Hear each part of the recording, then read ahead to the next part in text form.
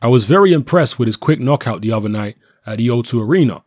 If any of the mixed martial artists can convert over to be a successful boxer, he has definitely got the body shape and style to do it. We have heard from Manua's management and UFC, so it is something that we are looking at the moment. Obviously, it is a little way off being confirmed, but it is a fight that would unify a lot of the fans from both UFC and boxing and make a mega event. Those are the words of David Haye talking about a potential fight with a UFC star. Now, let me just get the guy's name right here. His name is Jimmy Manua. And I'm sure there's going to be a lot of jokes made about this guy's surname from people who haven't heard of him before in the comment section. It is what it is. David Haye has proposed that he would like to fight this guy, I'm guessing in a boxing match, on the undercard of Floyd Mayweather versus Conor McGregor.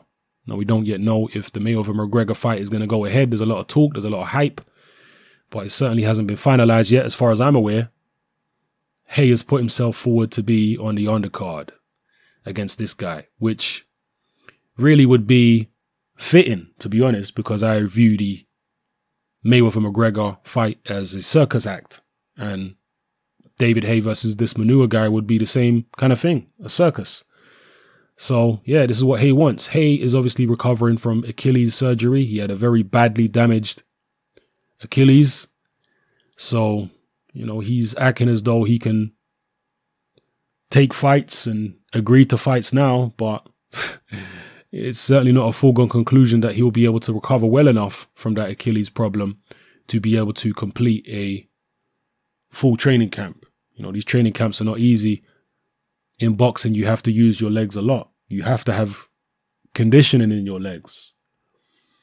So, will David Haye's injury be able to hold up to that type of training? He's not going to be able to do the kind of training he used to do with the amount of sprints and high impact and whatnot that he was doing, although he claims that there are several sprinters that have had his type of injury that have been able to compete in competitions just a few months after having a similar surgery to himself. But I'm not sure they were as shop-worn as David Haye is. His body's taking a hell of a pounding, and also a sprinter is not as overly heavy as David Haye. Sprinters tend to be, you know, their body weight tends to be more in proportion to their height, whereas David Haye is naturally quite a slender guy, but because he packs on so much weight with weightlifting, you know, he's carrying a lot more muscle than his body was naturally designed to carry. And that puts more impact on your joints and ligaments, tendons, Achilles, so on and so forth. Anyway, let me know what you think about this, people. Do you know of this Jimmy Manua guy? Is he a good UFC fighter? Does he have a background in boxing? He is apparently from London. How do you think he would do in a fight against David Haye? I mean, David Haye didn't look good against Tony Bellew, obviously. Also, one thing I have to say is that there is some footage of David Haye on crutches, and this is just a couple of weeks after his fight with Tony Bellew, and he looks to have lost, to my eye, a significant amount of weight since the fight, which I find strange. Has he gone on a crash diet?